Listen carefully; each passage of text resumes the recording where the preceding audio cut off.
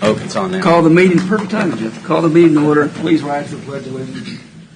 I pledge allegiance to the flag of the United States of America and to the republic for which it stands, one nation, under God, indivisible, with liberty and justice for all.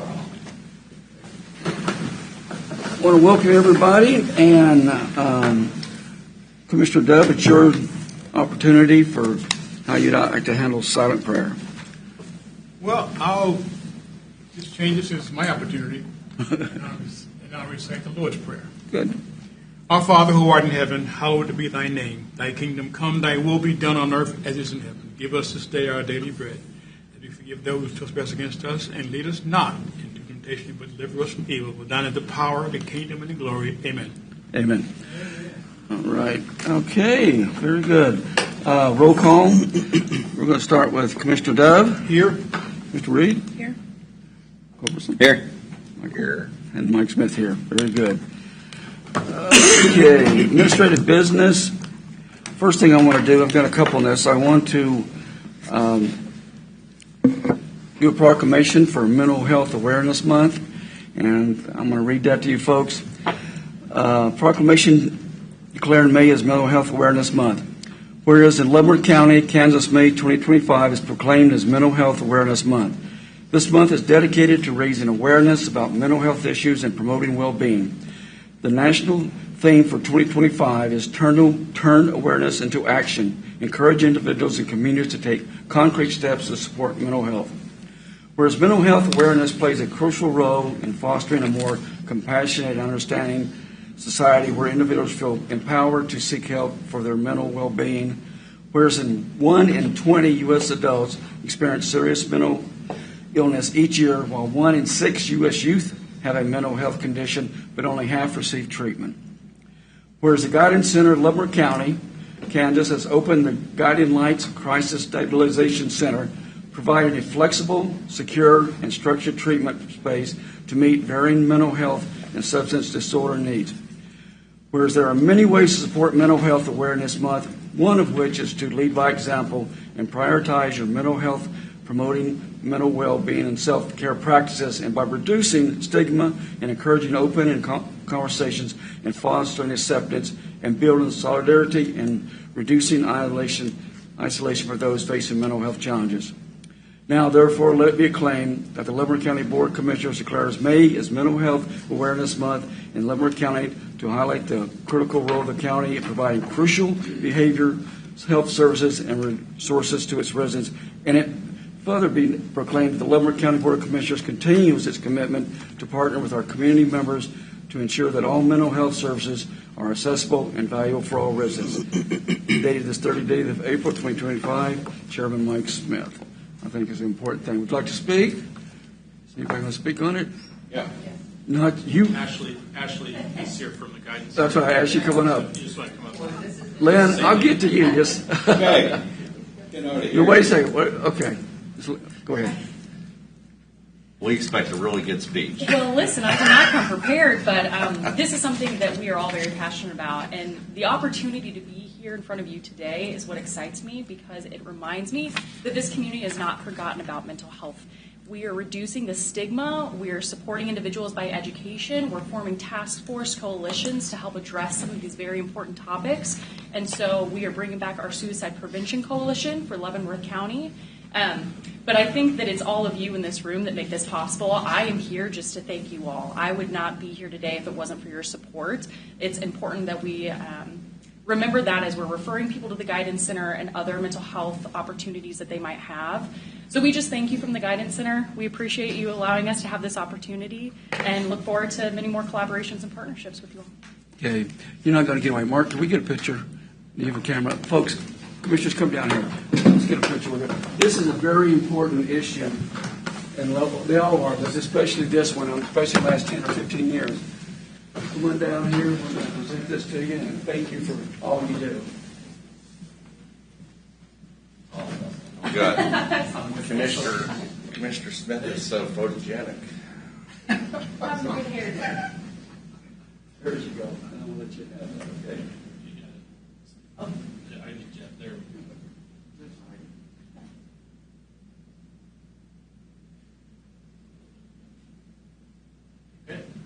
Thank you so Now much. we ask that you sing. I did my own pledge of allegiance. My voice is loud and proud. Thank you all. Appreciate your time. Thank you.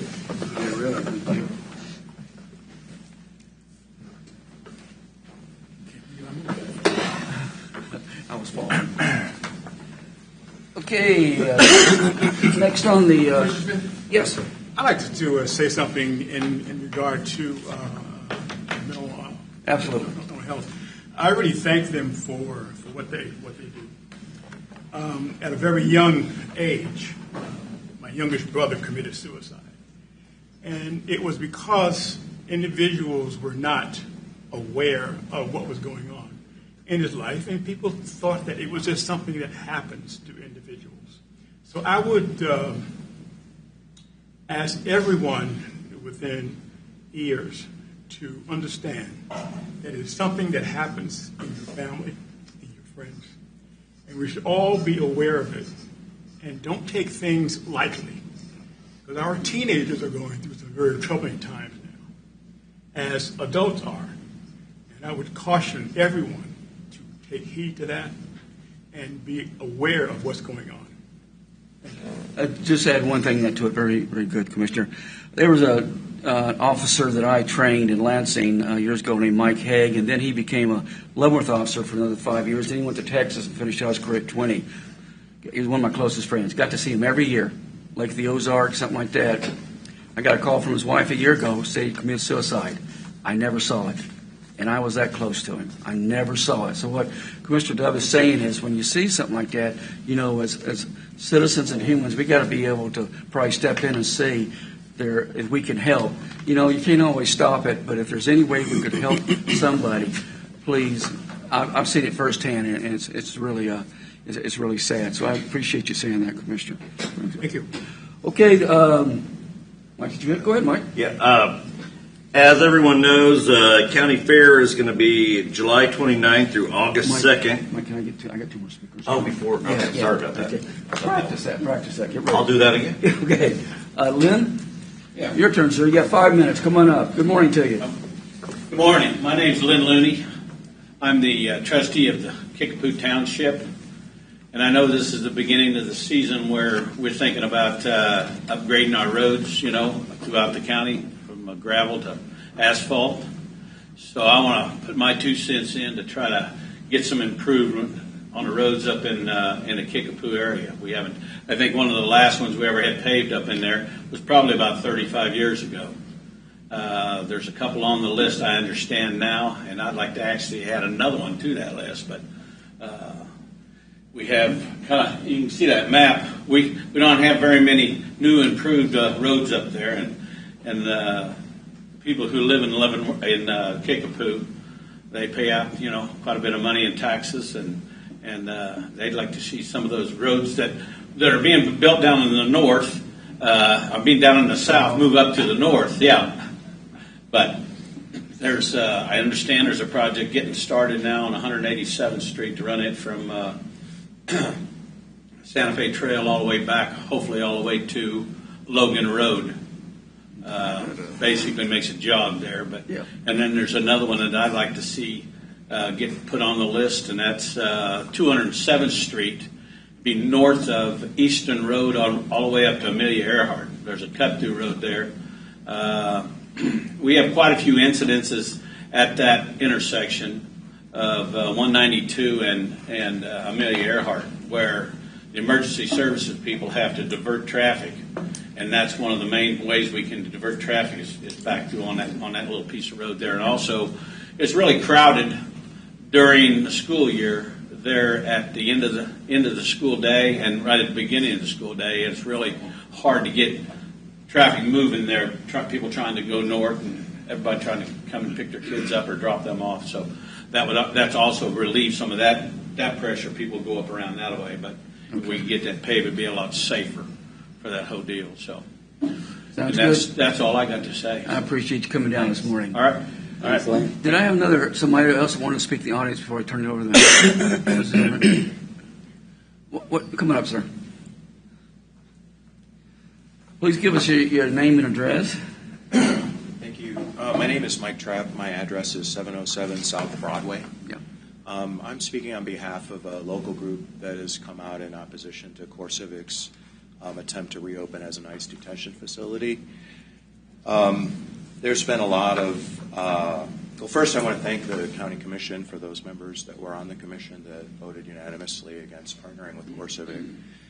I understand that you met with concerned stakeholders who brought forward issues about CoreCivic, so I'm not going to go back over that round information, but I just want to kind of talk about it. It's become a big issue of concern with the flood of the airwaves and a lot of digital media based from CoreCivic.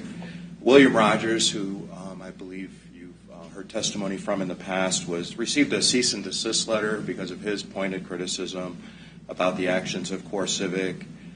I want to call your attention to an email that CoreCivic sent to the Leavenworth City Commission on March 25th, promising to use local contractors on the repair to bring the facility back into readiness. They hired contractors out of Texas.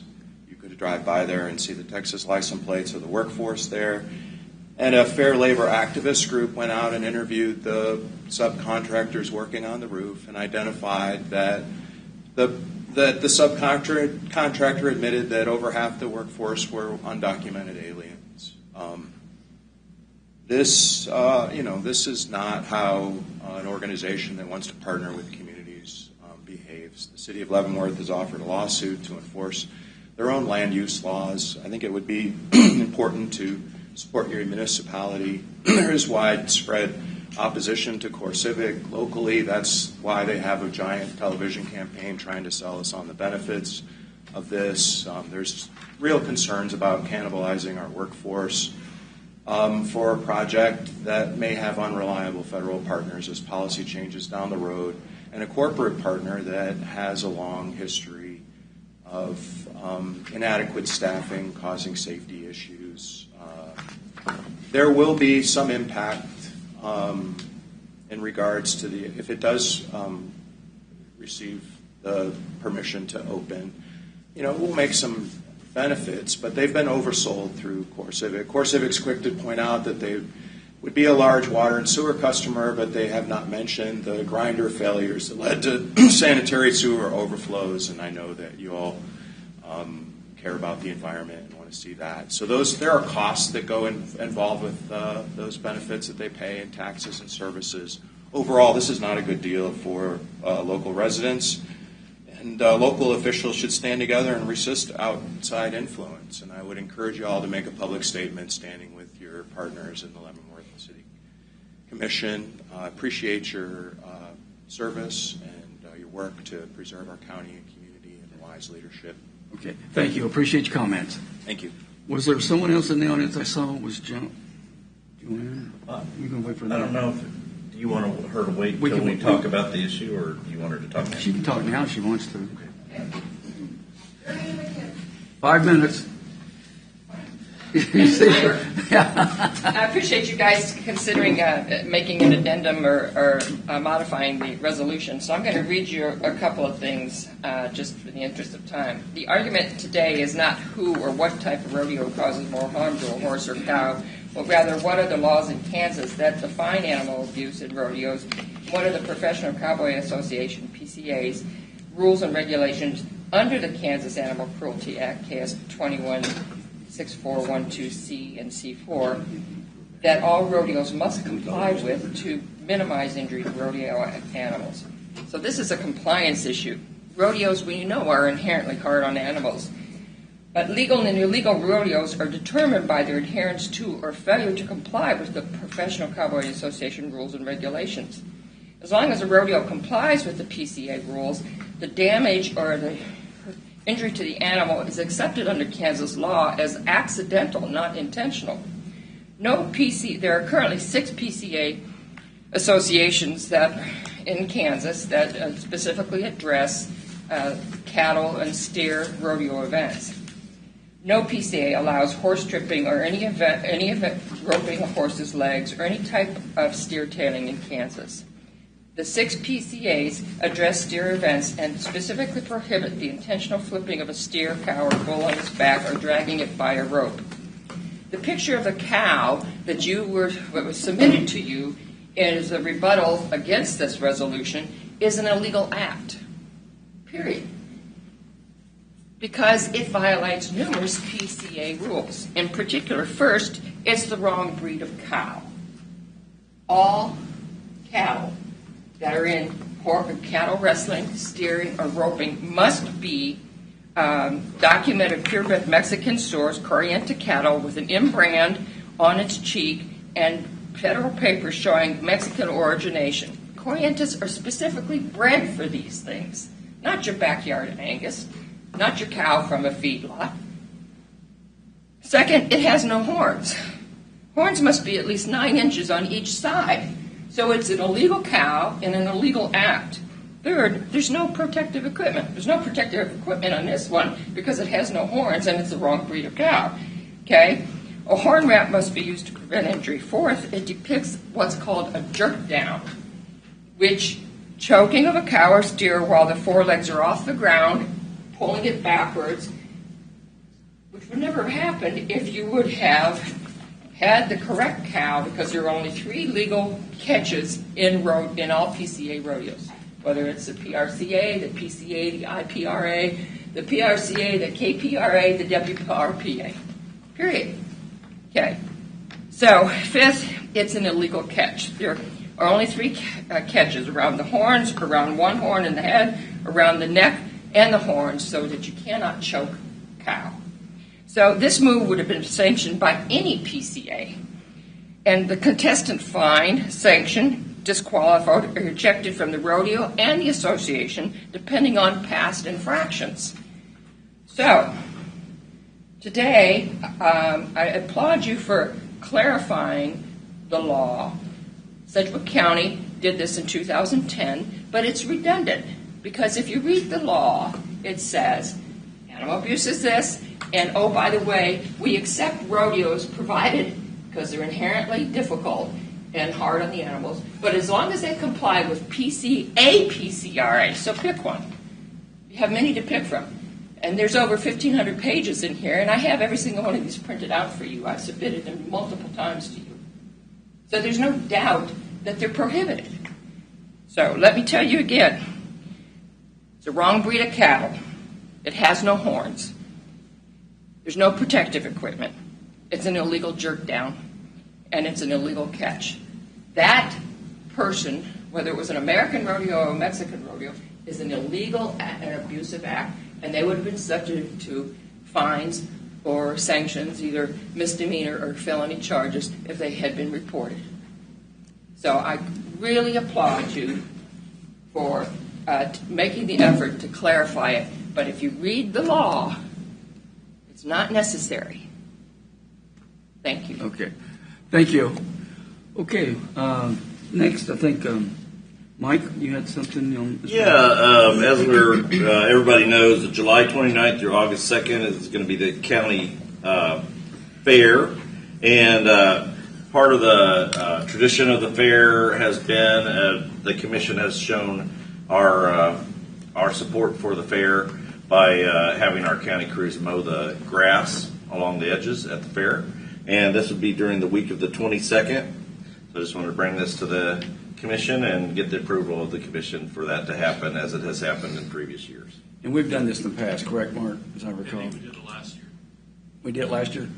I Okay. think it had been a long-standing practice. I think there was one year where it was Okay. fell by the wayside. Commissioners, comments? Everybody okay with that? Do we need a motion, or do we Do just we bring it back? consensus? Mark, okay.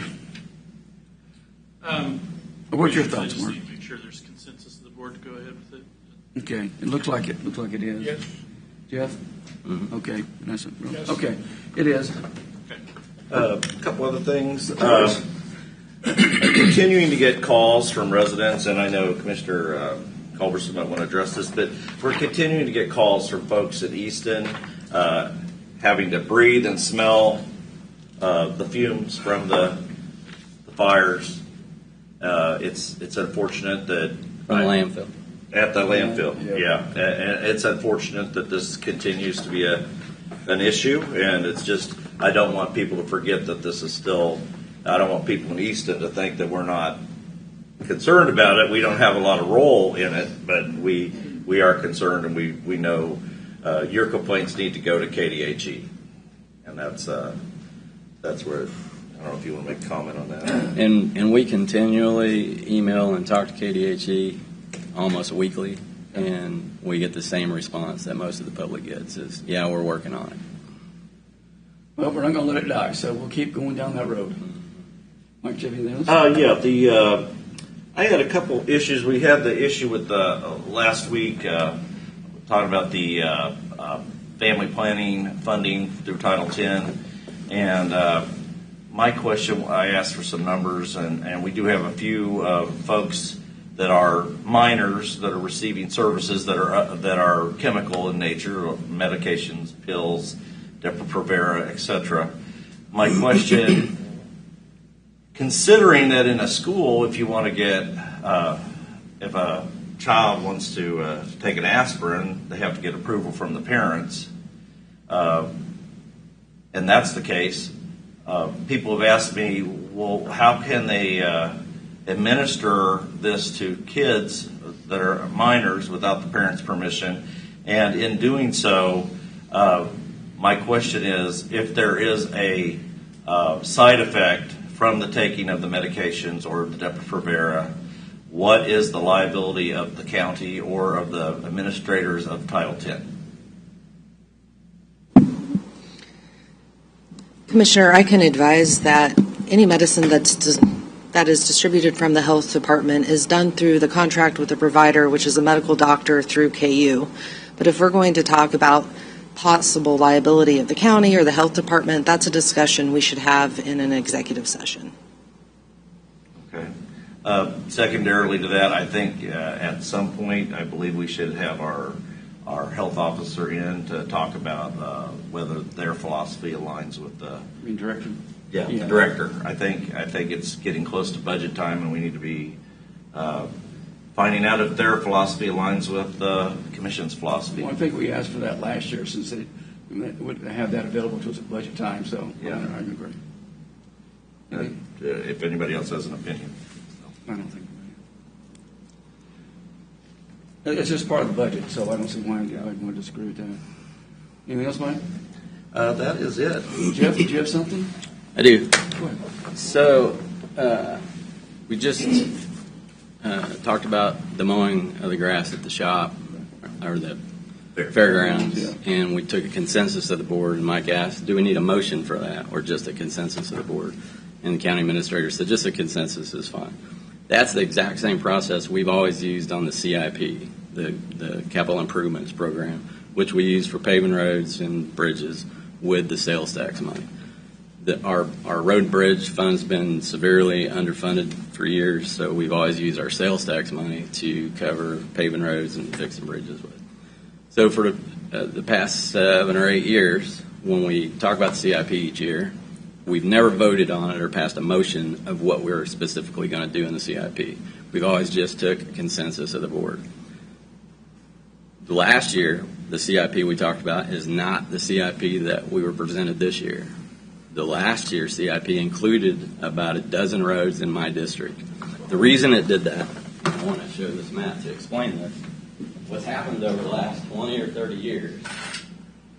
In the beginning, when you would get a building permit, you'd pay a RIF and TIF fee. $7,000 to $12,000 was pretty average. They were taking all the money from the building permits in the north end of the county. And the north end of the county, I mean my district and Commissioner Reed's district. So they would take our RIF and TIF money and spend it on roads in the south end of the county. So if you look at this map, you can see what's happened over the last 20 or 30 years. We've spent all the money in the south end of the county paving gravel roads and almost nothing in the north end. So a couple years ago, I said we need to stop spending the RIF and TIF permit money that's paid in the north end of the county and spending that in the south end of the county. That's not fair. So they changed the rules to make sure they only spent that RIF and TIF money and building permit money in the same township it was collected in. So we fixed that part, and we were hoping that would fix this problem. We need to make up what's happened. We need to fix that we've done so much road improvement in the south and none in the north. The RIF and TIF money is the beginning of that. So I got that fixed, but I can't fix the sales tax. Sales tax is the same problem. We take sales tax money from the entire county, my district and Vanessa's district, and we're spending it in the south, just like we were doing with the RIF and TIF money. We've got to stop doing that. The people in the north don't complain much, but they're getting tired of this situation. We can say, let's pave one road up here, and then go back to doing the south. That's not going to fix the problem. Look at the map. To make this even and to make this fair for the people of the north who pay their RIF and TIF money and paid their sales tax to have roads in the south paved, we've got to pave enough roads up here to where the map looks even. It's not that difficult to figure out. So that's what I'm asking for, and I've asked for the last several years for the CIP. We got a consensus of the board. There's 2 commissioners that were on the board then. So I'm basically doing this for the new commissioners to explain what we've talked about over the last couple of years and to show you what the problem is. How do we fix that problem? We've got to spend some more money in the north and catch up what we've done for the last 20 or 30 years. We've always used the traffic count. You can use the traffic count to a certain extent. But when you get to a point to where the map looks like this, just going off traffic counts, you can't use traffic counts anymore 100%. You've got to put money back where money was paid. So I'm asking for a vote this morning, which we've never done before in the history of the CIP. We've always just used the consensus of the board, but somehow that got changed. So I'm asking for a vote this morning to follow through with what's on the CIP that we were presented last week to pave 187th Street. We earmarked $750,000, I think, to pave that road. And I want to use that money as far as it'll take us, connecting Santa Fe Trail to Logan Road down 187th. There's a jog in it, so it turns into 191st. But we need to catch this end of the district up to what we've already done in the south to make it more fair. Can I ask you a question, Commissioner? Sure. Yeah. First of all, you named a couple roads there, but what's the total cost of your proposal? For all the roads? What are you proposing today? You want us to vote. How much is it that you're wanting us to? What I'm asking for this morning is in the CIP we were just presented to just honor that. It was $750,000 earmarked to pave 187th, but that was geared toward contracting it out. Since the county is going to do it ourselves, we can usually do it for about half of that. So $750,000 should take it from Santa Fe Trail all the way to Logan Road. Well, I don't think there's any disagreement about that road. But that's all I'm talking about today. That's all I'm talking about today. I just want to take it one step at a time. So I think that when we talked about the CIP, I think that we had all consensus agreed to that. So I don't think that's an issue. But when you talk about 12 additional roads, when we talk about the cost of that, I will ask the county administrator. You saw the proposal for those 12 additional roads at $1 million a mile. Are we talking about? I'm going to guess around $12 million because it's about $12 million.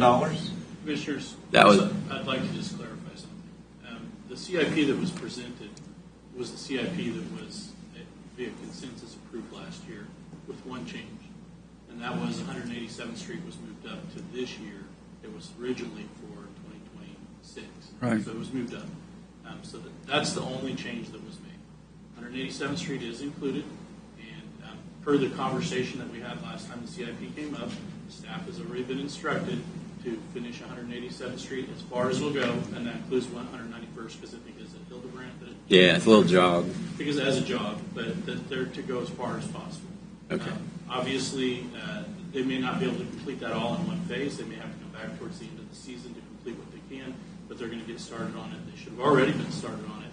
I've asked the Public Works Director several times, and he said, yes, they are prepping, and they will be working on it. So that's going to be done. We're already working on that, and it will be done, and they will go as far as possible with the 750. And at this point on the CIP, and we aren't finished the CIP, but at this point, that's the only additional road project on there, and it is in the northern part of the county. It's the CIP that was presented. Let me just jump in for a second. Commissioner Culberson, you're absolutely right about helping up north. We've had this discussion, and we've disagreed on this. What I recall was that we agreed to do the road you're talking about now. And Mike, when you just said too, when you do the budget at the time, you are approving that next year's budget. When you go down the line of 5 years and look at it, whether it's 12 roads or 14 roads or 16 roads, that is your plan, but it's a moving target. So I think what we locked into was doing that road, and I totally support that. I also think that it's important that, and I've said this before, that we look up north. We got a lot of growth going down south, so we understand that. But roads and things like that are economic tools. They drive development. So we got to make sure we're looking up north.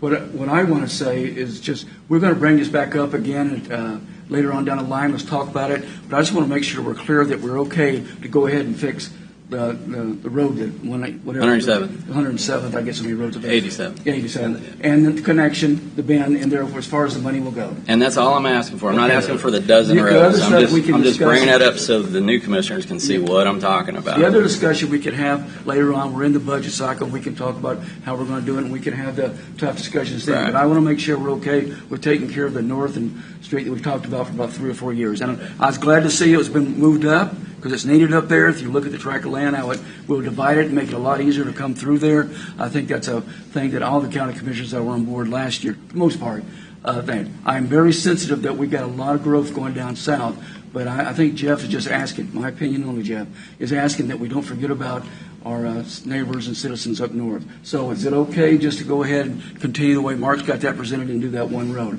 I don't think we need to change anything. We've agreed to that already. Yeah, Mike? 2 things.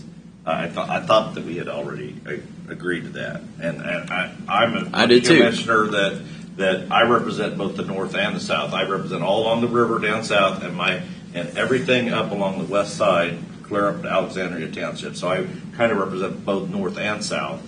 But one thing that I think we don't want to forget when we're talking about numbers is the fact that when we get County Road 30, 235th Street, hard surfaced, we will have spent in the neighborhood of $14 million. And that directly benefits the north part of the county. Mm-hmm. So I think we got to include that as an expenditure for the north part of the county Absolutely. when we're talking about it. Absolutely. We should stack that up against the $90,000 we gave the city of Linwood for their community center, the $50,000 we gave the city of Linwood for their water, the $2 million we just gave we want to do it. We want to help everybody. The $20 million we gave Tonganoxie. I can go to hold down the list. So you're right. That $14 million that we spent on County Road 30 needs to be. So I just want to point out that we are spending money right. in both the north and the south. I agree. The second thing is procedurally, because we've had an issue here, is I think when we complete our work on the CIP, I believe we should have a vote of the commission and a formal vote that we have approved the CIP. So we have no question. And that was the second part of what I want to bring up this morning, because I'm being told what was just a consensus. So right. I want to make it a motion this morning that we spend the $750 on 187th and take it from Santa Fe as far as it'll go to Logan Road with that money. You're talking about this year? Right now. Yeah. Second, to be included on the CIP. Yeah, I'm not talking about the rest of the roads right now. You're just saying the one included road. on the CIP. Okay. It's on the CIP. It was discussed and it was approved last year. When you approve the budget every year, you're giving your blessing there. But Jeff wants to make it a formal motion. Formal motion. But I'm fine with it because that's what the county commissioners did last year. What we need to be careful with, though, is as we go down the line, any county commissioner can change their mind on anything. So we would try to stick to it. This just makes everybody aware that this is what we agreed on, and let's try to get this one done this year. And at budget time, we can go more back in on how we want to handle the other roads. But I do think that we should, when we complete our work on the CIP, that we should formally, as a commission, vote that we approve this CIP for the next fiscal year. Yeah, of course. Absolutely. That should be in the minutes. And that was the second part of what I wanted to bring up. Knowing that the county commissioners can change their mind anytime they want, but this gives at least a more open thing of what we're black and white directions on what we're asking. So I don't have any problem with that. Okay. Is everybody okay with that? Do we have any questions on you county commissioners? And we really don't need to, if we're going to vote on the whole CIP, we really don't need a separate motion now. I want to make a separate motion right now today on this road. I would think it would be fair to the commissioners from the last board to continue with that. Yeah. Because it was in the budget, so let's a lot of discussion on it. budget and discussion that we continue with that. Mr. Reed, what are your thoughts on that? what are we legally bound if we vote on it? Does it change the flexibility? The board of the county commissioners can change the direction they want to go. That's why you can't take future. The vote measures, won't make it change decision. flexibility. That's right. That's right. Because we can make a motion tomorrow We're just that we're not making going it to do. transparent. Your and open. motion's to add it to the CIP. My motion is to standalone motion to pave 187th from Santa Fe to Logan That's all we're until doing. the 750 runs out. Just that That's one all we're road. doing either way. That's all we're Right. doing. That's all we're doing right Like we now. agreed Are you upon. okay with that? I'm okay with Yeah, voting I'm saying on the same thing. I'm saying the same thing our CIP just said that we just made. I'm just making it a motion instead of a Well, let's consensus get of the that board. motion and get rolling. And I seconded it. Okay, motion second. Any more discussion on that? I saw Mr. Bixby's hand up. I didn't know if we. Dennis, come on up. Let's hear your thoughts on it, sir.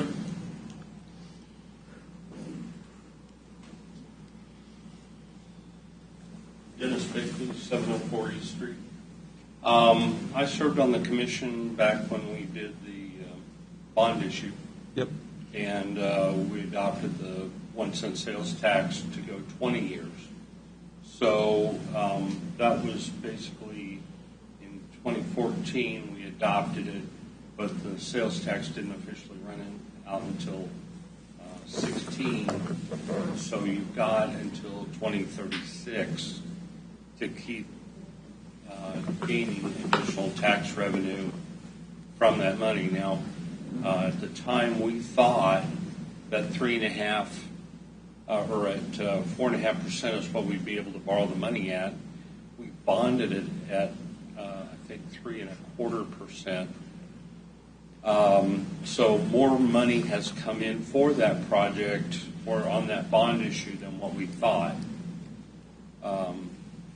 That being said, I do agree that if you have RIF and TIF money, it should stay in the district, which is what you were saying, and it hasn't always done that. And I live in the south end of the county. The other thing is, though, the sales tax that is generated to pay that 1 cent sales tax comes from all over the county. It's a user fee, basically. Yeah. And so I really think that we're seeing incredible growth in the south end of the county. Leavenworth proper, I don't know what the sales tax revenue are, but the population has actually gone down an average of 1% per year for the last 10 or 12 years. Yep.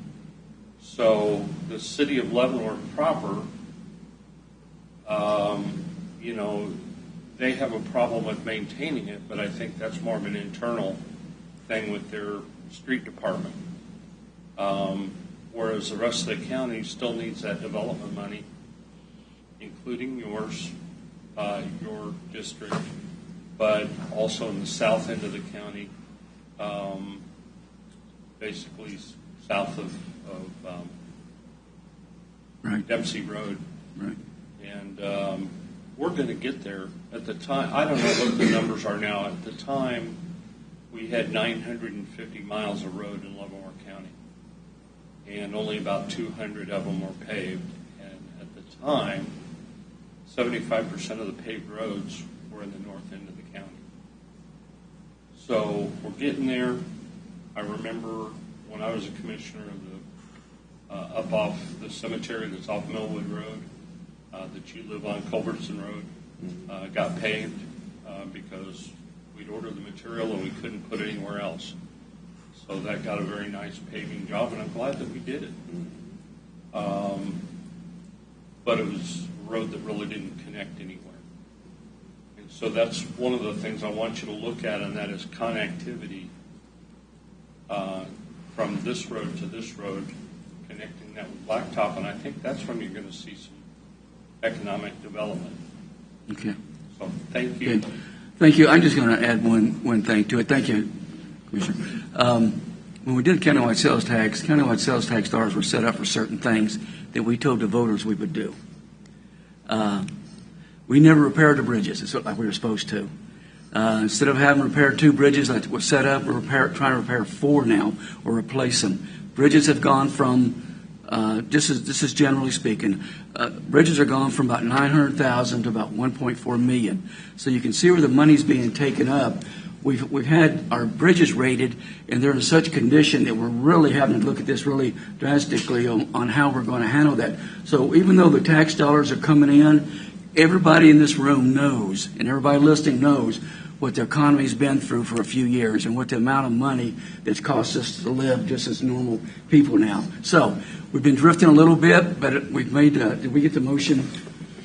Jeff, do you ever want to say something else now? No, I was just going to add to touch on what previous Commissioner Bixby said. He's correct. The sales tax money comes from the entire county, and that's exactly my point. If you look at the map, you're taking the sales tax money from mine and Commissioner Reed's district, who I think we pay the most sales tax in the entire county out of the 5 districts, and look where it's being spent. The only time we get any bridges in the north end is because they have to do it. Well, I think, Jim, I think your point's well taken. I think what I look at it, because you got to look where growth, where you can bring down. What I think it is, we just have to be a little more careful when we're doing budgets and presenting numbers that we're getting the best bang for the buck, and we're continuing to grow all part of the county. And I think maybe years ago it's been a little lacking, but I think we're on the right thing. But we got a lot of growth down south that's going in years is going to pay a lot of dividends. Absolutely. But that doesn't mean we take away from the north end or the middle end or whatever. We're all in this together. Yeah. Yeah, Mike. I'm supporting this. I will support this, and I support County Road 30. And I do support paving some roads up north. But when you have a road, Stillwell or Cantrell or Loring Road, and the traffic count on that road is in the hundreds, and then you have a road up north, and the traffic count is 83 a day. None of the roads I'm proposing the count is 83. I'm not saying that. I'm just explaining that the traffic counts and objective standards have to be. I think we should apply objectivity where the people are, where the economic growth is coming into the county, where we're seeing the high traffic counts, and that also reflects on the safety. You're right. Of the driving public. You're absolutely right, Mike, and that's how we got to where we're at. I want to make sure that folks know that we're going to be objective about this, but we're going to try to where the traffic is and the safety. That's the number one thing, and that's what we have been doing. Where the places we've paved right now have been accident-prone areas. 158th Street, we were having fatalities and accidents, so we redid the shoulders on 158th Street. Yep. Down through the bottoms on Tonganoxie Road, we're putting shoulders in because there's been a lot of accidents. Absolutely. That's what we've been using as objective standards, and the Public Works Department, I compliment them because they've tried to keep it objective. So as objective as we can be while still looking at some connectivity issues up north. Right. I think there's a balance. And you're right, Mike, and that's exactly how we got to this map. We've always said that the response I always give when I get asked by my constituents is, how come they're always paving roads in the south and not up here? Because the roads we paved in the south, the gravel roads down there, had 400 cars a day. There's no gravel roads in my district that have 400 cars a day. So we put the money where it was best used, was the high traffic count roads. We always use the traffic counts. But you get to a point, 30 years later, you get a map like this when you do that. So the people in the north understand that, but they're getting to a point where, like, look, we understand you're going to pave the highest traffic count roads first, but we get to a point where our money is always being used in the south, and they're getting tired of it. So we just got to fix that. That's why we've got the County Road 30 and the project you're promoting. Right. So I think we're good. In a good position. Okay, Can gentlemen. I ask a question? Yeah, yes, sir, please. How do we get a breakdown of district sales dollars per district? Because that's what I think I'm hearing, is that the dollars are going toward an area that's... We got a report like that last year. We do have and that's how I know me and Vanessa pay the most sales tax. Okay. It'll be coming to you. Yeah. Commissioner Duff, we got a report like that last year, and that's how I know my district and Commissioner Reed's district pay the most sales tax. Do you still have... I think Mark's got it. We'll get another one, too. All right. And I didn't even include the argument on valuations.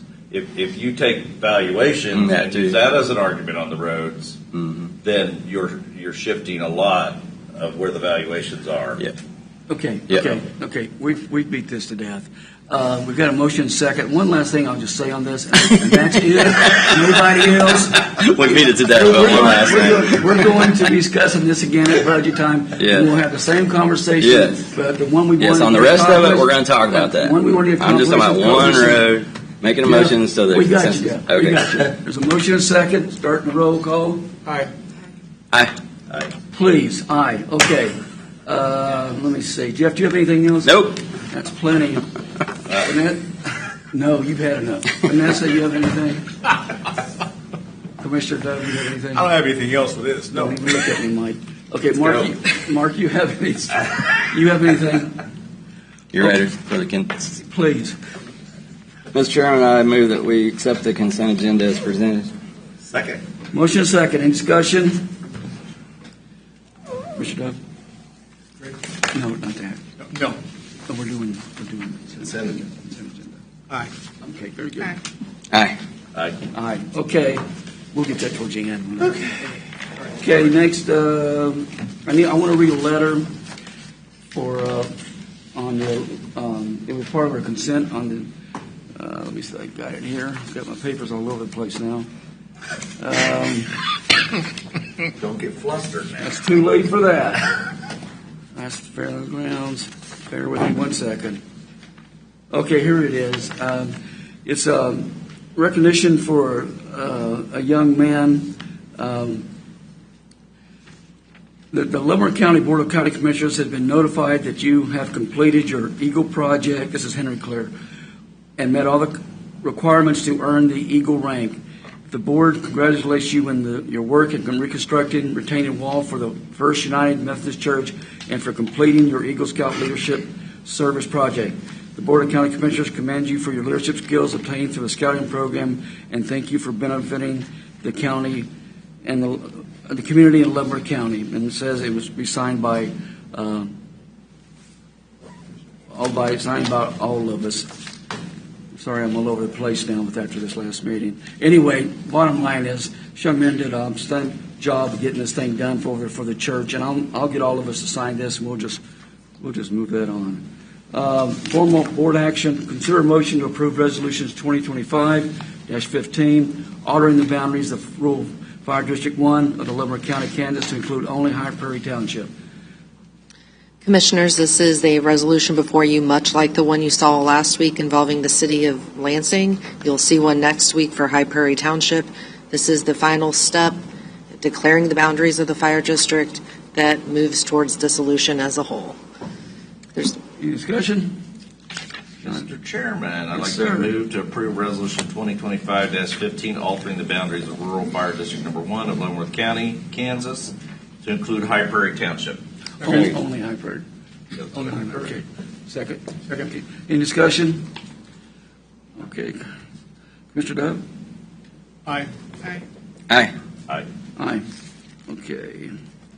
Next item we have is on formal board action. Consider a motion to approve the proposed changes to the Council on Aging's Advisory Board bylaws. Good morning. Good morning, Commissioners. As you know, there's an advisory board at the Council on Aging. A couple of changes, one that we'd voluntarily like to make, and then another that was mandated by the state of Kansas. So the first would move our advisory board. We initially started out with 15 members. Then we went to 11, and now we're looking at 9, a 9-member board. And the second change is we do a public hearing as required by the Area Agency on Aging's plan in April typically, and the state of Kansas has asked that we move that to March so that there is a month-long period where anything that's brought up in that public hearing by constituents can be addressed and resolved if necessary. So it would move that meeting to March. Comments, questions? Pretty simple, I think. If not, any questions? I'll entertain a motion. Move to approve the proposed changes in the Council of Aging Advisory Board bylaws. Second. Motion is second. Any discussion? Mr. Dove? Aye. Aye. Aye. Aye. Very good. Okay, we got presentation discussions. Thank you, Connie. She's up. I'm up. You're up. Have at it. All right. You're on the hot seat. Quarter one at the Council on Aging has been busy, as all the other quarters have been. We continue to see growth in all of our programs. A couple things that I wanted to point out. The wait list for Meals on Wheels at the time of this report was 25, today 21. And we're watching very carefully what's happening with federal funding and budget drafts at this point. The continuing resolution that was signed in March held funding at 2024 levels, which, as you know, it's not 2024 anymore, and things are more expensive than they've been in the past. So preliminary drafts for fiscal year 2026 look to hold that funding flat at 2024 levels. Transportation, we had 150 riders in the first quarter, 29 new clients. That continues to be a very active part of our agency. And then I pointed out for you the number of riders that we consistently see from different parts of the county. So we have 51 consistent riders in the southern end of the county. Volunteerism, 174 volunteers, 122 of those are specifically for Meals on Wheels. When we look at the number of volunteer hours that are offered at the Council on Aging, that saves the county about $153,000 just in quarter one. We had 39 new participants for our leisure and learning programs. We did 540 tax returns at no cost for Leavenworth County residents, all staffed by volunteers. 881 appointments, and it was a very busy tax season at the Council on Aging. Grant-wise, we've applied for nearly $50,000 worth of grants. Some of those grants have been put on pause because of federal funding changes. One of those grants we applied for was a FEMA grant, the Emergency Food and Shelter Program. That has been put on an indefinite hold because of changes in funding. You can see the other money that's come in, and I just want to mention, too, that in June, our staff through the VA will do an annual suicide prevention training with them that is open to anyone else in the county who would like to attend with us, but the VA offers that to us free of charge, just because as younger people face suicide as an option, so do older Americans and folks that are facing financial struggles, food insecurity, things like that. So we look at warning signs, how we can ask particular questions to get to a pointed answer from participants that we work with on a regular basis. Question? I have a question. Is there a particular group that is designated to ask these questions of individuals who could be considered on the bubble? Yes, our entire staff is trained, but we have groups that are out in the field, if you will, our transportation drivers, all of our Meals on Wheels staff, our in-home support staff, but then we also, in the office, interact with folks who are coming every day, so we train every staff member. So there's ongoing training and confidence between the individuals who are volunteers and individuals that are not volunteers. They just happen to come all at the time to make sure that you can't make sure you're not missing anyone to do as well as you possibly can. And we are all required mandatory reporters, so we are trained to look for, bruises, changes in activity, different things like that to ensure that all of those things are being reported right away. Okay. Has the list of new clients risen in the last quarter, you say? Yes. 65 new clients in the first quarter alone on Meals on Wheels, 29 for transportation. We're at 57 clients for in-home support, so all of those things have grown. Okay. Thank you. Any other questions? Mike? So you have 25 on a wait list. What's the method to get them off the wait list, or what do we need to do to get them off the wait list? Yeah. At this point, Commissioner, to be honest, it's attrition. So as someone moves off the program, because they've passed, or they move into a nursing home, or they transition to another living situation, then we're able to add someone onto the list. What we're looking at is a full-scale revision of all 26 of our routes to see where we can add folks and increase the size of those routes. We took the others that were on the list. We were up to 30 because our Tonganoxie volunteers agreed to adding folks to their list and making their routes 2 hours long. And what's our charge currently? $3 per meal. $3. And did we adjust that within the last couple of years? Last year, we went from $2 a meal to $3 To per meal. $3 a meal. And do you have, like, if you adjusted that up, and or even just ask people that can, like, there's a certain number of these 645 people that they could certainly afford $5, or and I don't know, maybe you already do this. Ask for additional, but I'm just looking at different ways to reclaim some of the funds on that, to help this waiting list. Yes. So last year when we sent out communication to raise the price to $3, we did ask anyone who was able to pay more than that and gave them the cost of the meal. So when we look at the cost of delivery of that meal, the vehicle wear and tear, the staff cost, things like that, it's nearly $12 a meal, $11.57. And so we have some folks on Meals on Wheels who pay their own meals and pay for someone else, or they pay additional money for that meal than what others folks pay, because some don't pay at all. And you told us the last time you were here, or previous time when you were here, what percentage of people, this is their main source of nutrition. Yeah, about 40%. So 40% of those folks this is their main source of nutrition. Right. And even with the attrition of folks coming off the program who may not have been able to pay, and other people coming on, that 40% has held steady. So, I do want to thank you. Every year, didn't make it this year, but every year I've gotten to go out and deliver the meals. And your young lady, what was Georgia. Your young lady, Yeah. Georgia. Just please express our appreciation to her for doing that. And I realize how she loves cats, so I've been looking for one for her. Okay, I'll let her know.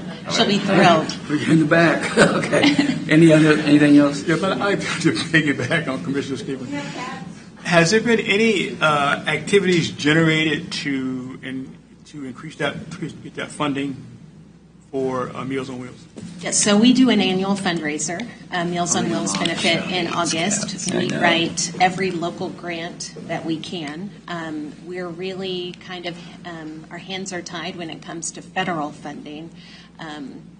So that's why we're watching that very carefully in terms of,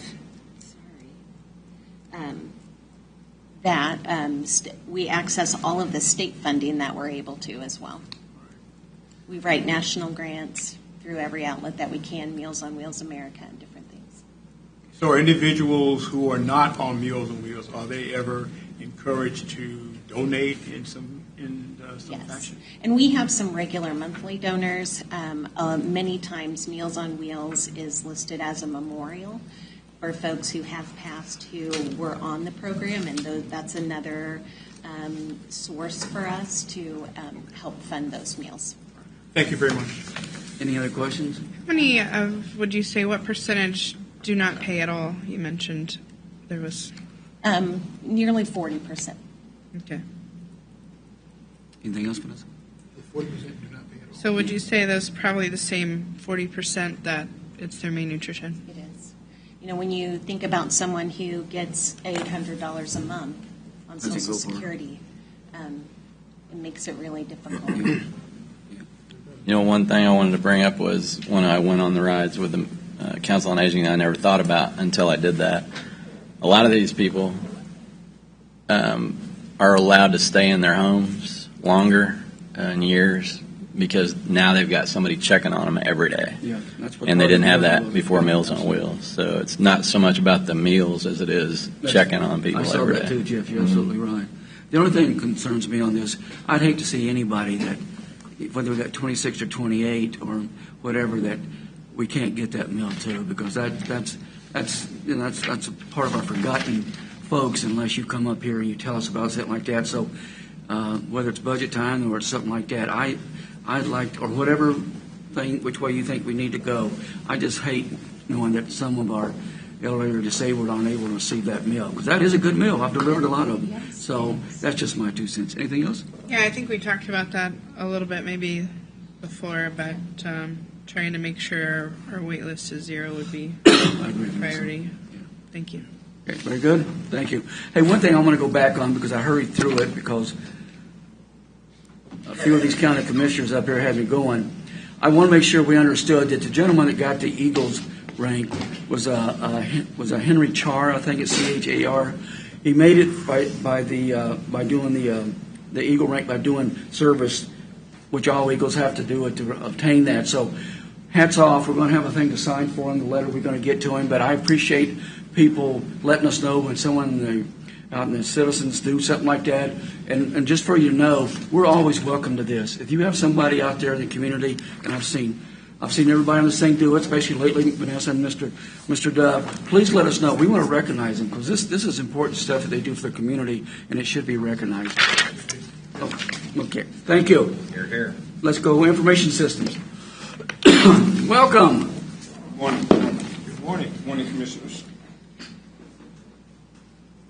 First time in hot seats. Hey, he usually goes by quick. You're more than welcome to do it that way, too. And he usually tells a joke before he begins. Yeah, okay. He didn't tell you that, huh, did he? Go ahead. Okay, so our department is fully staffed at the present, but we do have a person that's going to be leaving next month, the middle of May. So we've already put out a job rec with HR to get that position filled once he departs. Excuse me. The next point I want to kind of push on is our exchange program for migrating from on-premise email to cloud-based email is continuing. We're still planning with that. We have quotes from different vendors that we're looking at right now, and we plan on actually getting a RB out shortly. So we'll get that out through Mark and to the commission. Next is we're continuing on with the Public Works refresh. We were right. We have 3 systems left to get their refresh completed, and so we hope to have that done by the end of next week. When you say that, what exactly are you talking about? For what, sir? You Commissioner? just mentioned the refresh. Refresh? Yeah, what is that? I don't have the total amount. Is what you're saying? I believe exactly. it was What- 35,000. Okay, what exactly does that do? Is what I'm. Oh, what is the refresh, it replaced their desktop systems that were getting to end of life cycle, and so I'm computer challenged, so I appreciate that. Thank you. Go ahead. no problem. Okay, so next we had no security incidents this quarter, and we intend on keeping it that way. So we just want to tell people to be vigilant.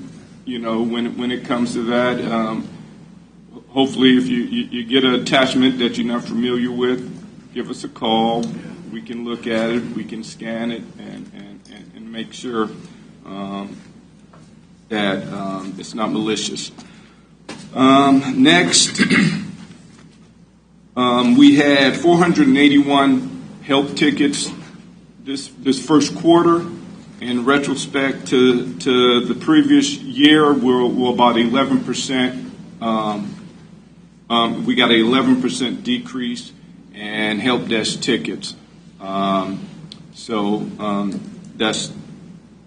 That's good. As long as the number's going down for help desk tickets, that means our systems are being maintained properly. And subject to your questions, that's all I have. Well, I have just one thing. Sure. Commissioner Dove and I went to a conference the other day, and one of the key things they spoke on at the conference is exactly what you're in charge of or going to be in charge of. So many things we've seen how people are getting basically told you pay this amount of money and we'll give you back your system and things like that. So the money we've spent in the past, even though it's been a large amount, is probably protected. As I think it was Wyandotte County and a few other places that really got stuck, and that's millions of dollars sometimes, and you do it. So appreciate what you do. I always like to see those notices coming up. So I don't have any questions, but thank you, Commissioner. Thank you, Commissioner. Anybody? Mike. Do you foresee any large expenditures that we're going to have to make in this area in the next 5 years? Right now, the biggest thing is our migration to cloud-based systems. I think we use perpetual licenses for Office, which is your Word, your PowerPoint, and eventually those will go to the cloud as well. So I don't have a dollar amount of how much that's going to actually be, but it's probably going to be considerable. Right now, I'm aware of that. Can you let the commission know as in advance as you can? Because this is what absolutely a recurring thing we have sometimes around here is we get all of a sudden we have $6 million we got to spend, and we didn't have the type of a heads up that I think we should know about. Yes, Commissioner. It does happen. Yeah, Mike. Anybody else? So your department has the support that it needs to do everything you need to do? Yes. Okay. Anybody else, Commissioners? Well, thank you. That was easy your first time. We'll make it a harder second. Okay, Fraser time. Good morning. Morning, Commissioners.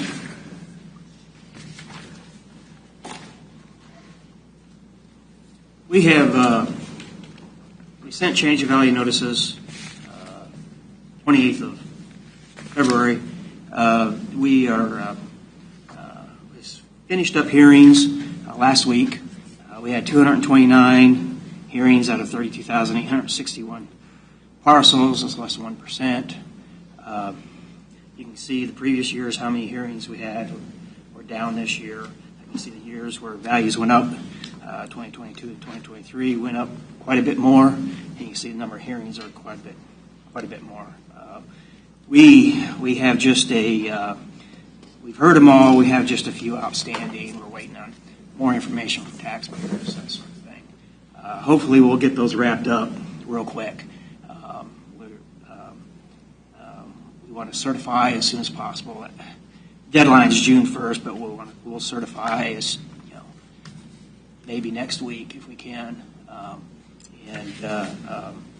so we can roll our tax years and get busy on entering stuff for the next tax year.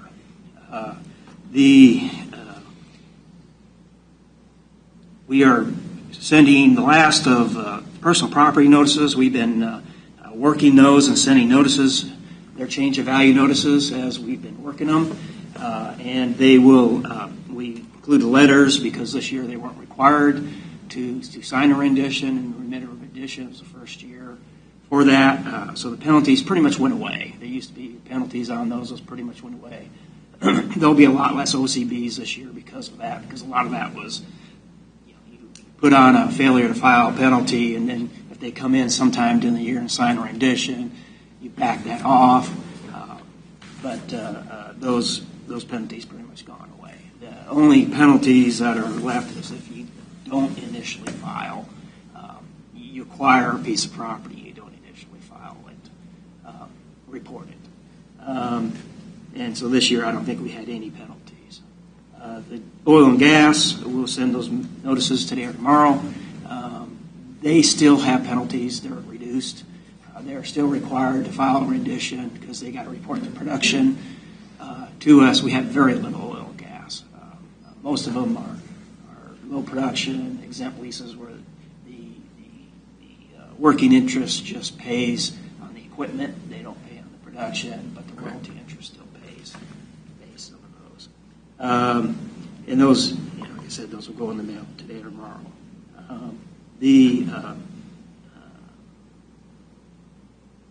There was a bill before the legislature, Senate Bill 10 this year, that would have exempted a lot of that personal property.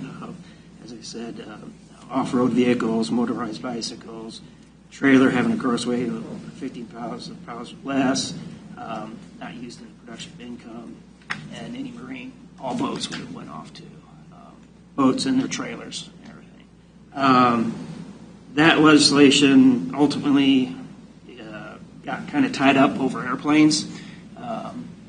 And I don't know why airplanes was a big issue, because there's already a couple ways to exempt airplanes, and there's very few on the tax rolls. We maybe have one on the tax rolls. Because there's a couple ways to get them exempt already. The number of sales we have come through the first quarter is down this year. First quarter is kind of hard to judge what's going on. A lot of times it's subject to what kind of weather you have, January, February, those sorts of things. You really, come April, May, and June is when you start to get a feel of what's going on, and as for prices. But so far, we're not seeing any big changes either way.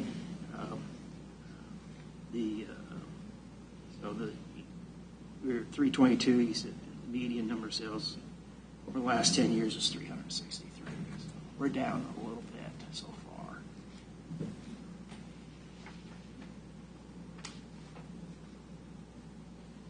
We are going to reinspect. We've started reinspecting for 6 years. We're using public imagery to aid in that we have purchased as it came in. That has been flown, and we do have it now. And have access to it. This year we have about 5,590 parcels scheduled for reinspection. Roughly 17%. This year we're inspecting rural areas between McIntyre and Donahue Roads, east of County Road 30, and areas in Lansing, east of Main Street, and northern portions of Leavenworth City is what we have scheduled. And we just have a schedule we follow. That completes every 6 years. Currently, we have 811 open building permits. That's just for all things.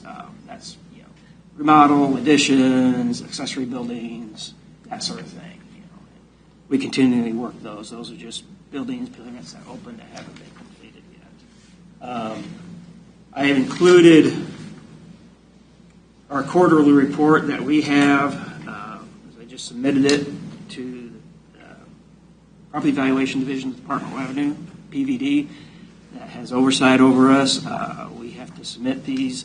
These cover all the areas. This is an accumulation of 3 quarters so far. The valuation year essentially kicks off July 1st and runs through June 30th of each year. And so that's how our quarters go. You can see most of this is for the 2025 valuation year. So you see, as we've already set values, we've had hearings, most of that work has already been completed. We only have a few things left, and that will be certification. And as of April 1st, we had quite wrapped up hearings, and we hadn't sent all the valuation notices for personal property and oil and gas. There's just a few legal things. But you can see as we do this, appraisal scope of work, I just submitted the one for the 2026. Appraisal year kicks off July 1st. Although we've already started working on some of this stuff. Sales file, our maintenance inspection, which we just talked about. We have to go through land valuation, and residential land and commercial land valuation. Ag, even though we don't use ag market values, we have to do an ag bylaw. We have to do an ag market study. So we do that. We do have to submit that. We submit all that to the state. the aggregate use land, we have to do a current use inspection every 2 years. So we divide up half the county and do half each year. And we have to spec for current use, whether it's crop, grass, is there canopy cover, those kinds of things, flooding, influences, all those have to be verified. And then those values, the ag use actual values that people get taxed on are provided by the state of Kansas. Construction cost multiplier, that's just, we use a Marshall and Swift valuation. It's a cost system, and that construction cost multiplier, we just use the default, which they supply us, so we don't have a separate study for that. We do residential depreciation for residential property, for manufactured homes, and for commercial property. The depreciation is applied to those Marshall and Swift costs. And we develop an income approach, comparable sales approach, and you see when those are all done. And we have to final review. Once we do all those and get all those indications of value, we have to do a final review and select the final value for the property. I already touched on agricultural use valuation, mapping. There's it's just that we're keeping our maps up to date, which is a lot. It's done through GIS section. Is doing that mapping, but we keep up. That we're keeping up the owners' names and all the stuff on our side of the system, and all the splits, and keeping that all up to date. And then there's a few statutory things there. Any questions? I think it's interesting that on your yearly informal hearings, 2022, 711, 2023, 789, and then last year and this year down to 229. That's when everybody was getting hit with everything, and that's the reason they bring them down. I just say that because I think that's a large decrease on what you're having to look at now. There's 15% increases compared to 3, 4, 5%. Come on, state, help us out. Mike, you have anything? A couple things. When you have the hearings, there's 229 hearings, and maybe it compares with the previous years. So what's the typical change that you make? Do you have a percentage or an estimate? I don't have a percentage. As far as the number, it usually runs in the 40%. The number, which that might be a little change, but it's in that 40% range that get changed. Some don't get changed. Okay, so if I'm a typical taxpayer and I appeal to you, what percentage of those get modified? Around 40, 45%. 40 or 45%. So it is worth it to have it looked at. Yes, most of them that get changed will be, showing us things that we don't know about. Interior stuff you can't see on the outside. So we've talked about. The commission we've talked about this for years and years and years. But you're the county appraiser. You're appointed by the county commissioners every 3 years, but every 4 years. Sorry, but you work under the regulations of the state, which is the property division of the Department of Revenue. You follow all their regulations that they promulgate, and that's how you determine values. Are you cheating off my paper? Hey, we got that. Is that? Memorized. I was just going to ask him that. And a lot of those are developed based on professional appraisal standards, and all those studies you have to do. That's part of the appraisal standards. So when I go off those studies, tell you about the studies that we did. Those are studies you'd have to do to develop in a mass appraisal system to develop appraisal values, and they're just not pulled out of thin air. But it's a state regulation. You're following with the state regulations, Yes. and that's kind of the point, because a lot of people think and believe that the county commissioners tell you what the values are going to be for the total valuation of the county, and we can control that. That is not something we control. It is it's based on the market. It is based on the market, and no, I've never had a county commissioner tell me. In fact, prior to working here, I worked at the state and I worked for a private appraisal company. I worked in 37 counties in the state, around southeast, southwest, northeast. And any conversations I've had with commissioners is they did not want values going up. They were upset that they can't control that the value, the county appraiser, but the county appraiser was required to follow the market. They're graded against. Well, we've had the market. state legislators tell us that we control it. We all know better. We all know better than that. A lot of things. Go ahead. Some of the general public believe, Yep, that, sure do. that the county has control over that. So thank you for discussing. It's not our formula. It really isn't. Mike, you have anything else? I don't have anything else. Anybody else? Thank you, sir. Good seeing you. Paul, come on down, young man.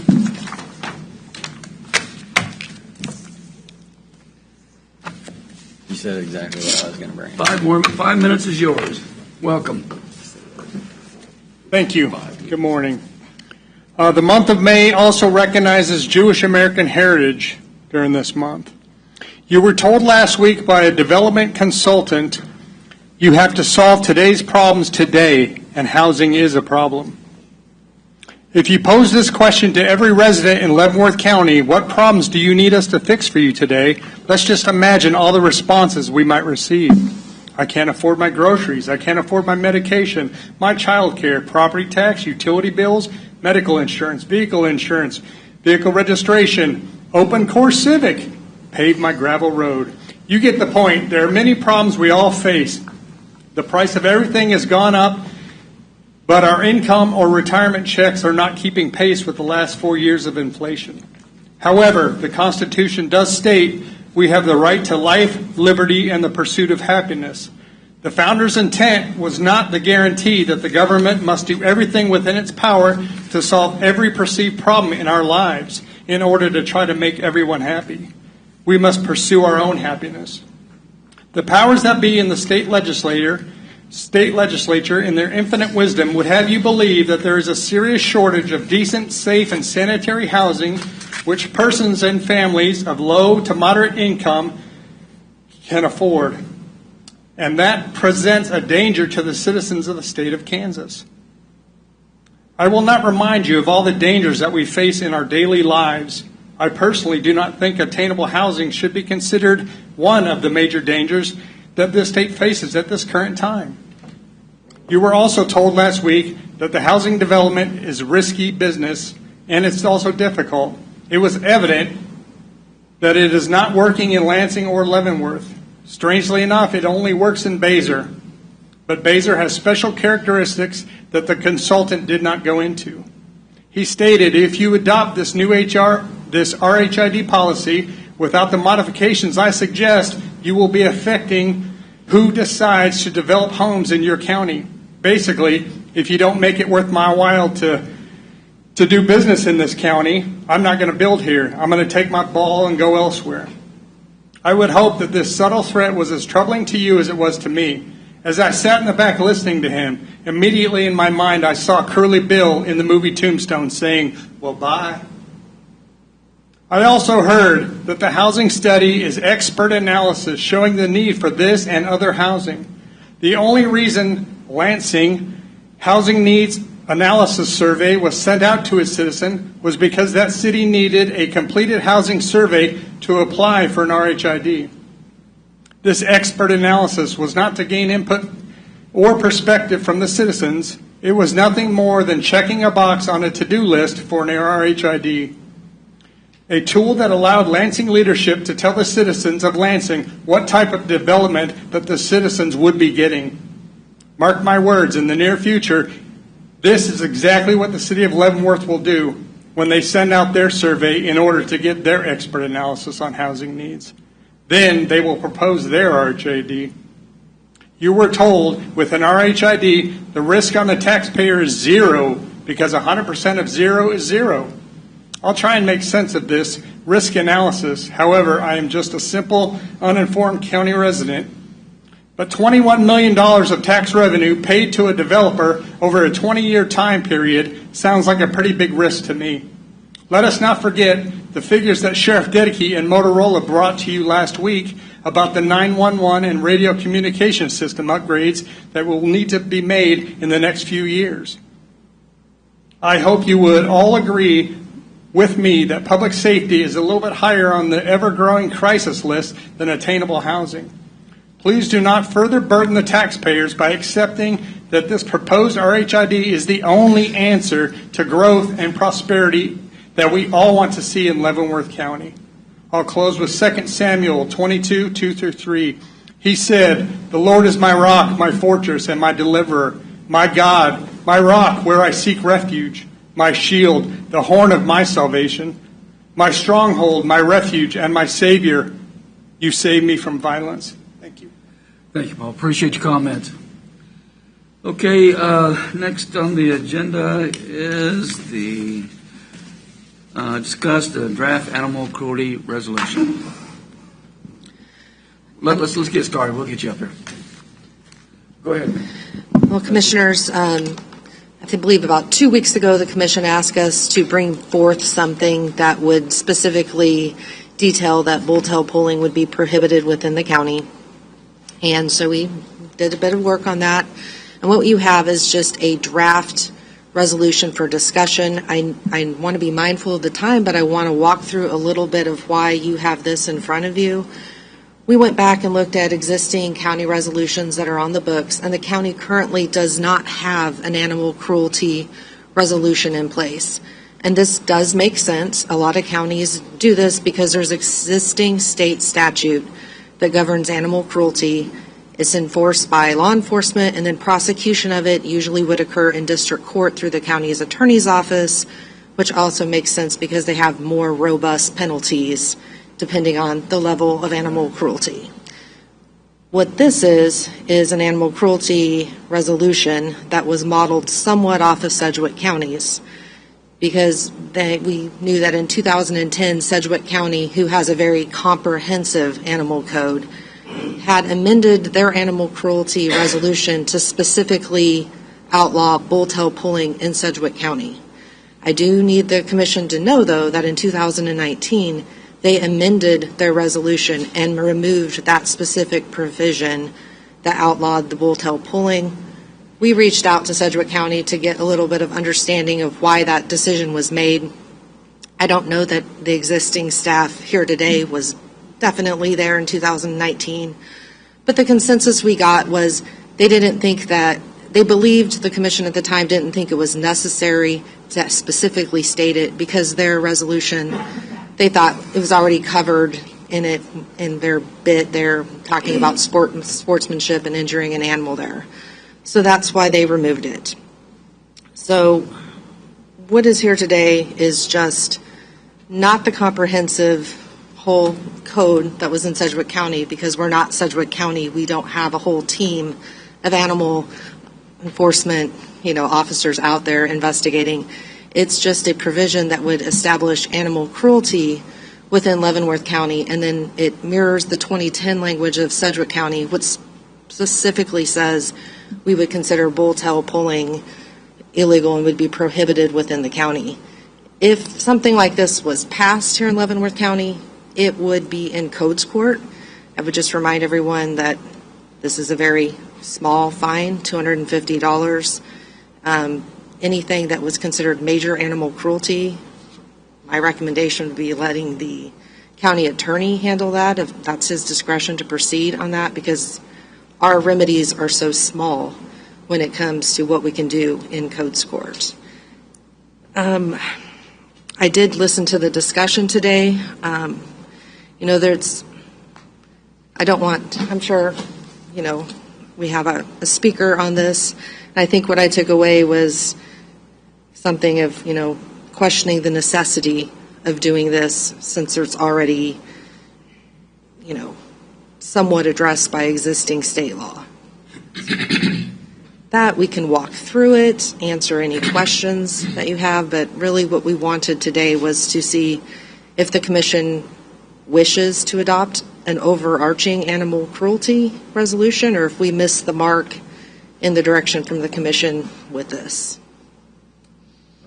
Vanessa, did you have one before? Did you have a question?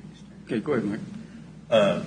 Neighboring counties, do we know what the neighboring counties' resolutions are on animal cruelty? Well, Wyandotte County. Well, Wyandotte County has specific regulations on animal cruelty, but it is unique in that it's a unified city-county government.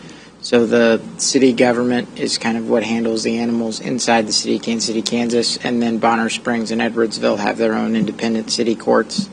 I believe Atchison relies on the statute. I'm not sure about Johnson County or Douglas County. Jefferson, do you know? Or Jefferson County. So, yeah, I would like to hear comments, but obviously, if we did enact this, it would be a very small fine.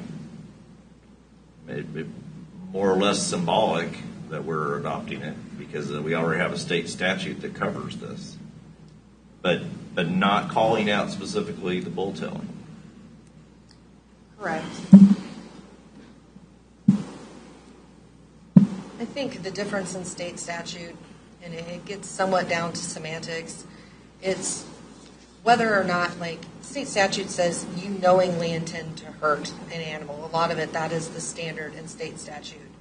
And from what I've gathered from looking into steer tail pulling, I'm not going to claim to be an expert on it, is that the goal isn't to harm the animal, such as in cockfighting or, even dog fighting.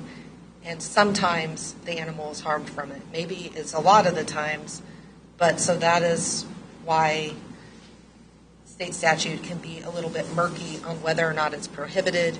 There is the exemption in the statute that says any act that's okay by the PCRA is exempt from the animal cruelty statutes. So if the Cowboy Association has authorized it, those activities are not considered animal cruelty. So if the Rodeo Association, though, specifically prohibits it, is that incorporated into the statute? I don't read it that way. I'm happy to explore that again. I think it would take a higher standard in order for a prosecutor to say it's covered under existing state statute. So that being said, my personal position is that we should go ahead and adopt this. Okay. Any, other commissioners have anything they want to say on this? Jeff? Mm-hmm. So is this just an addition to what would happen in, like by the county attorney's office if they believed someone was coming against committing animal cruelty? Is this a further measure? This would be a county measure so that it would be our office that would be writing the charge and taking it to codes court. It's considered an unclassified misdemeanor, which is quasi-criminal, but it doesn't have the effects of, like, it's a fine of $250. So it's in addition to what already exists, like a further measure. It doesn't interfere with what we currently have. It would be creating something. We right now do not have jurisdiction to charge animal cruelty in codes court. You want to come to our call? Somebody in the audience wanted to come up. I thought.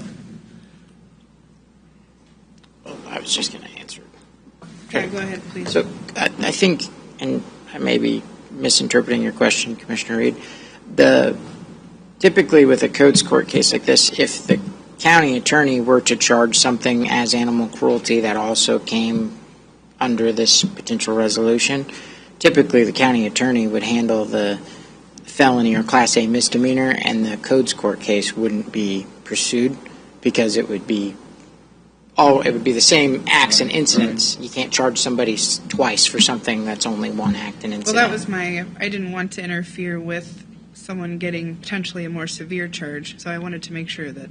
So it wouldn't do that. Normally, these type of things would be probably instances that either the county attorney reviewed and decide doesn't rise to the level of him charging them, Okay. or things that come to our office directly and then the county attorney doesn't have any interest in pursuing them.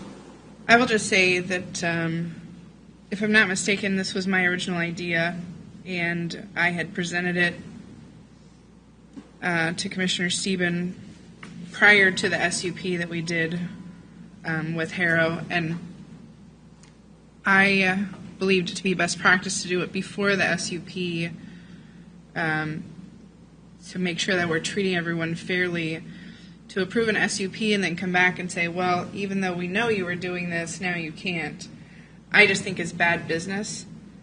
And it's not how I would want to be treated, and I don't think it's how we should be treating Leavenworth County, so that's a concern I have with this. Very good. Yes, ma'am. You got a few minutes. Go ahead. Julie Downs, 13462 222nd Street. I just wanted to read an article that was in the New York Times that I had read. It's just a few seconds, but Mexico City lawmakers, this was in March, voted overwhelmingly to ban violent bullfighting, triggering outrage from aficionados and celebration from animal rights activists. The legislation approved by a 61-1 vote. Basically, it was preventing, this is their culture, and they are moving against it. They are moving towards helping animals and preventing cruelty. And I think it's exciting that Leavenworth County is putting an animal cruelty statute on the books. It's probably, by most standards in America, long overdue. And I really appreciate your consideration. Thank you. We thank you for your comments. Crystal, did you have something you wanted to say? The only thing I was going to bring up is if there was a violation of the resolution or of the statute, then it would permit, it would be grounds for the permit to be pulled, correct? That would be very case dependent, and I want to be clear that we're not here to discuss an SUP. No, anyone's permit. Well, SUPs can be pulled. There's always that comes before the county commissioners. If there's some reason they need to bring it back before, all of those have a thing that you have to abide by.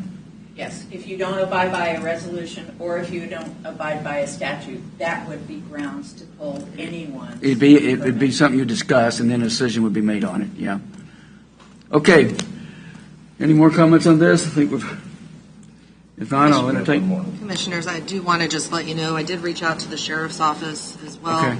We have a meeting scheduled next week to discuss. Part of the reason it's here just for discussion purposes only is he did have some concerns, but the scheduling being what way, we can't get together until next week. So I wanted to hear what he thought too, since the sheriff's office would be. We're not. This is just getting started right now because obviously it says review and get the comments from everybody and the commissioners. So, did the commissioners have anything else on that? One more comment from the audience. I don't know if I use my phone. Yeah. No, you got about a minute. Come on up. Okay. First offense. Come on up so we. Is a misdemeanor. Come on up so we can hear you. First offense is a misdemeanor. Second offense, it could be all the way up to serious felony charges. Yes. As I said in my first testimony months ago, Yeah. they could end up with years in jail and $20,000. In prison. So in prison for repeat offenders. Yep. And so even though it's only $250, it establishes the fact and it clarifies it. If it's so confusing that we've spent 4 or 5 meetings to do this, let's put it down so people can understand it does not comply with any of the PCAs. Agreed. Okay. I have one question for I'd like to Joan. And I think this hasn't come out in our discussion. You're a veterinarian. Tell us what steer tailing potentially could do to an animal. Well, first of all, because they have ropes and gloves, I'll give you an example. In California, they pulled the tails off 7 cow or steers, and that exposes the spinal cord, and these animals die a horrible death of encephalitis and infection. Because the horse is going one direction or the other, oftentimes a horse breaks its leg, and you break the back of the bull. Okay. 90% of the animals with horse or for steer tailing are injured.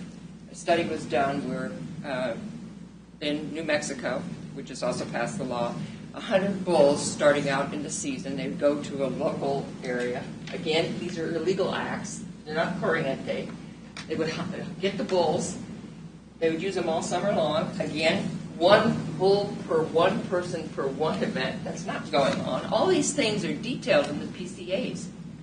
What's happening here is the PCAs are not being. So anyway, of the 100 bulls, only 2 were alive at the end of 6 weeks. That tells the story, folks. That's what we talk about. And it's horrific. I mean, they break. Not to toot my own horn, but for 6 years I was the on-site veterinarian for this International Pro Rodeo Association for Southeastern United States. My husband was stationed at Fort Bragg. So I had 7 states. Rodeos are hard enough when they comply with every rule.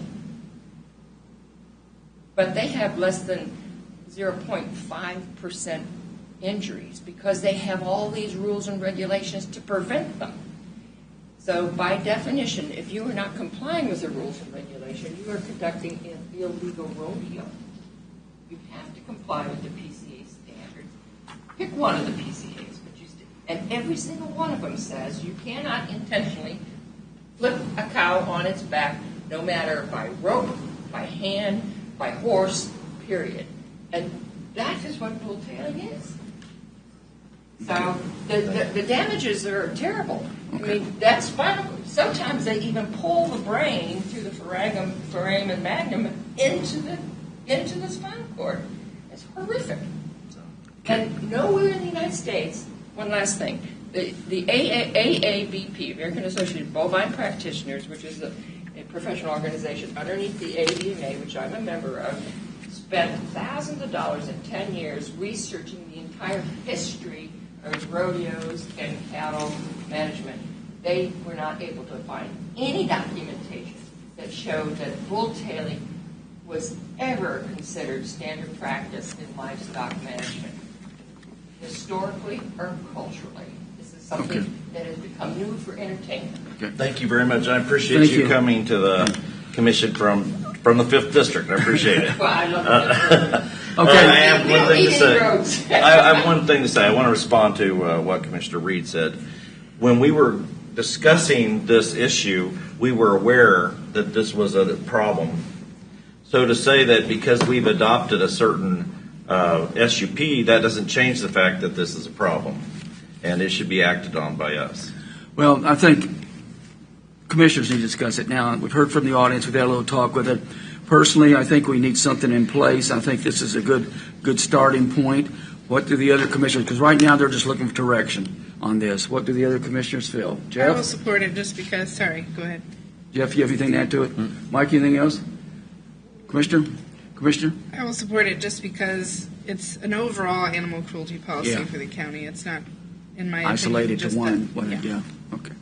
Okay, that's the direction. So I guess we'll be bringing that back to us. Commissioner Dove, you didn't have anything, did you? No. Okay. Mark, you need anything else from us? Okay. Thank you, everybody, for your comments. Right now, The board recess for closed executive session to consult with our attorneys and discussion. Comes from matters related to the particular claims litigation which would be deemed privileged in an attorney-client relationship as submitted under the Kansas Open Meetings Act. That board resume open meetings at say 11. 11 Just say 11, yeah. At 11 p.m. 11 a.m. Yep. in the meeting room of the board. President of the executive meeting with the commissioners Mike Smith, Jeff Covers, and Vanessa Reed, myself, Mike Covers, Mike Stephen, Commissioner Administrator Mark Laurie, Commissioner and Counselor Missy Brown, and Deputy Commissioner John Lee. Second? I'll say second then. Come on. Second. Okay. Commissioner Dove. I'll second it. Yeah. I got to. Okay. Get going. Go ahead. The board has returned to regular session at 11 a.m. No action was taken. No decision was made. The subject was limited to legal interests of the county. Very good. Thank you. Okay, we're now on to some more presentations. If any other county commissioner has something to say, Commissioner Dove, we'll start with you. I don't have anything else. Commissioner Reed? Nope. Nope. What? I can.